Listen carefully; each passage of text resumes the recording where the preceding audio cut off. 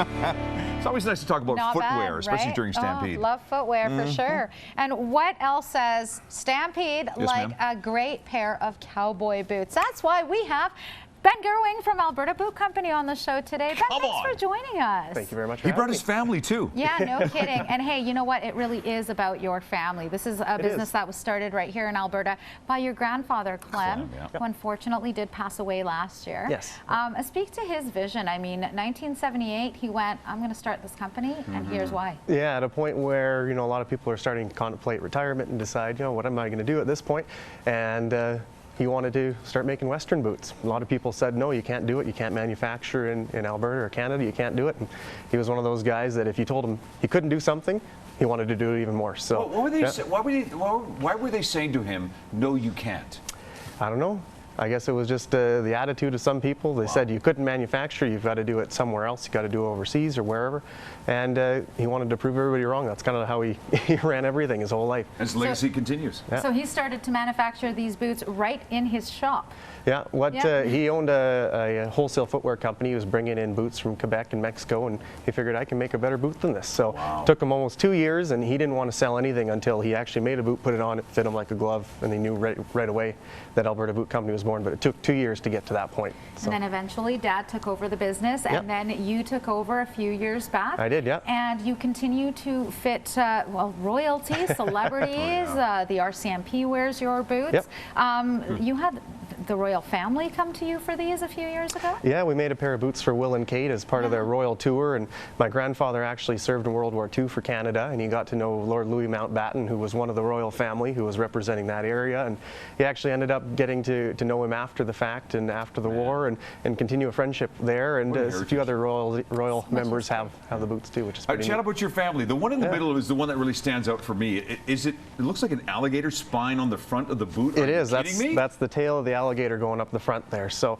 that's kind of the most expensive boot that we make. But one nice thing, no matter how much you're spending on our boots, whether it's $300 or almost $2,000, they're all made the same way. They all have the same lining, same leather insole, outsole. The only difference in price that you ever see in our boots is what's on the outside. So basic cowhide versus something more like alligator, ostrich, things like that. And you like that one? I like the turquoise one, but I do want to touch on this. When we were in your shop a few weeks ago, you mentioned that if the sole falls out or if something's wrong with the boot, you don't need to replace the boot. You just bring it in and basically get a different part for it. Like, that's kind of cool. We make our boots to last a long time, and you know, you'll have them at least 10, 15, 20 years, even if you're not taking all that good of care of them. Just because it's all leather, they're designed in a way that if you eventually go through the sole, bring them back to us, we can do full resoles, we can replace the heels. There's not really a whole lot we can't do with these boots. Have boots really evolved that much over the years? Since you know, 1978, when your grandfather started Not really. This a lot of the machinery that we still use was bought back then and even used at that time. So there's machines, when you were in the shop about a week ago or two, you saw that we have some machines that are anywhere from 60 to 90 years old that we still use daily. And you know, it's just one of those things where I think the kind of classic nature of a lot of the machines passes over into what we make in our boots, something that's kind of timeless, it's going to go for a long time. And you know, people will be able to enjoy them for many years. Quality, timeless, fantastic. That's why we're so proud of the Alberta Boot Company. Yes. Thank you, man, for being Thanks here. for coming in. Thank you very much for having me. Thanks for bringing in your family. Absolutely. And you know, when you've got yourself a chance, an opportunity to wear one of these boots, hey, here's a thought.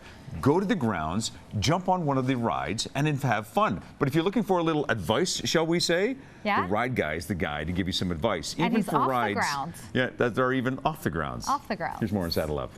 Hey, it's Ride Guy here, except no substitute. There are many vying for the position. Mike and I have stepped away from the midway today because the brass upstairs have decided that, well, there's another equally important ride off the grounds. It's really the best transport to your Stampede destination, but as a ride, I would say it does not fall inside the purview of what I would call an exciting ride. Well, let's see what we can pull out of the hat on this one. I hope you're not in a comfortable chair, because be prepared to nap on this puppy. This is the LRT. I'm wondering first if what we shouldn't do is ask a few people who actually ride the train and see what they think of the LRT experience. Yeah, I'd probably give it a 4 during the day and then a 6 at night. How about that? I ride it every day, so it's probably not going to be as exciting as the Stampede rides are. But I mean, I don't know, I guess if it had more ups and downs, if it was more of it that was underground, I'd be a little bit more excited. I would say a pretty boring ride. Not too impressed, it appears. I think my call on this one's going to be right. But anyway, my job as ride guy to ride the darn things and tell you about it. Let's go. Close the doors as this train is trying to depart.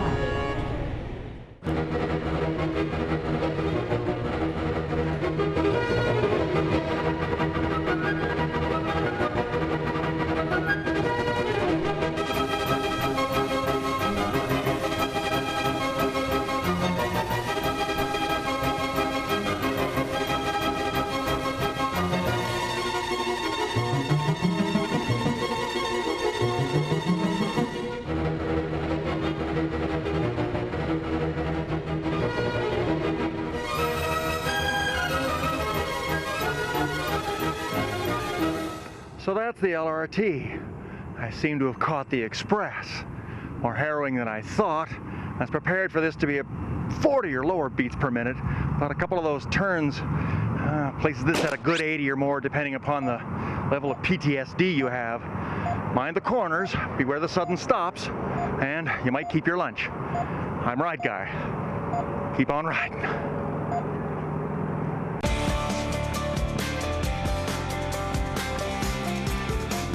I am still so dizzy from that ride. Who knew the LRT was that intense? Dare I say our ride guy got more than he was expecting from that ride. Something we always expect during the Stampede, not only pancakes, Shiva. Yeah. Great fashion, great rides, but great food, including bacon. Bacon! Everything goes good with bacon. Well, Chef Jen knows exactly what to do with it, and here she is. Bacon. Grilling bacon. Absolutely love grilling bacon. It gets you out of the kitchen and into the backyard where the barbecue is. Also saves you a pan to clean up. When I start, I like to find a really thick cut, naturally smoked bacon. I put it on a medium heat, and while I'm cooking it, I watch for flare-ups. You want to make sure that the little bits of grease that drip down don't flare up and start a bit of a fire, so don't leave it unattended. I like to cook this until I like it. I like it almost on a crispy side. I finish it with a little bit of black pepper, and then I glaze it with maple syrup. This is what's going to make your bacon really, really special.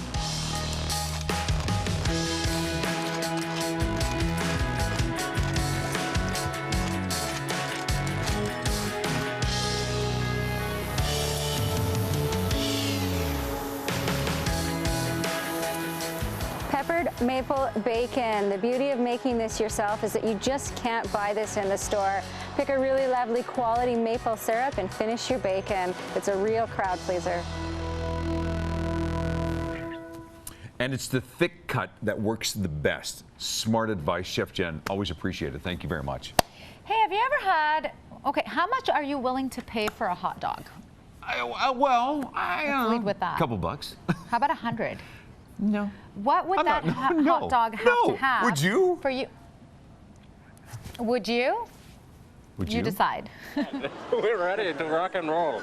Okay, good. I want you and your $100 wiener out here pronto, okay? Hey everybody, it's Harov back for another Stampede, and we have behind us doggydogdinertruck.com, and they have a $100 hot dog. So we're gonna go check it out. The Dragon Dog is a foot long.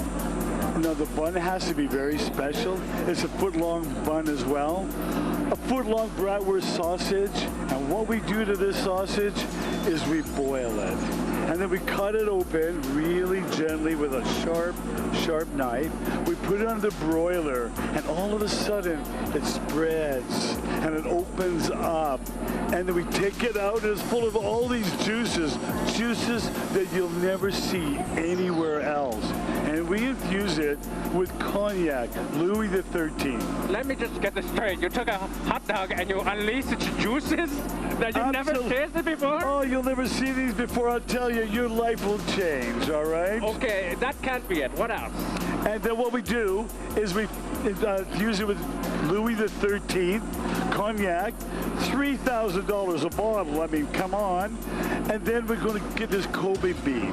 and we cook a little bit of truffle oil, and we add a little bit of salt, just enough salt to bring out the little taste. And we put the Kobe beef on this beautiful, beautiful cognac-infused wiener. And then what we do is get fresh lobster cooked in butter and garlic. Oh, I tell you, we want to keep that traditional. And we put that on the hot dog. And then we put our secret dragon sauces, our white sauce, our red hot sauce. And then the best thing, truffles and tomatoes. Oh my gosh, can you believe that? And then when you see this dog, you're going to freak out. And the first bite is something that you'll never forget for the rest of your life. Like a first kiss. Exactly like a first kiss. Oh, well, we better not kiss. No, I just wanted to sort of see how it would work, you know? You were bringing a guy from China to eat it. Well, we have a big Chinese celebrity coming here with his own film crew, and he wanted to do two things in Calgary. Eat the most expensive $100 hot dog and have some donuts. Now, how great is that, eh? It sounds like he's already a Canadian. Yeah, absolutely.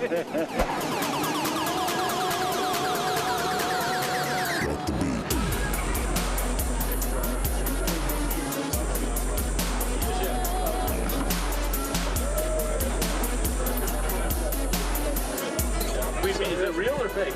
What is this? Yeah. This is 100% real. Even more than that, you don't have a number in your language that can tell me how real this is. Well, this guy, he just, came from over the ocean to eat this $100 wiener. That's great. I don't know. I'm not impressed yet.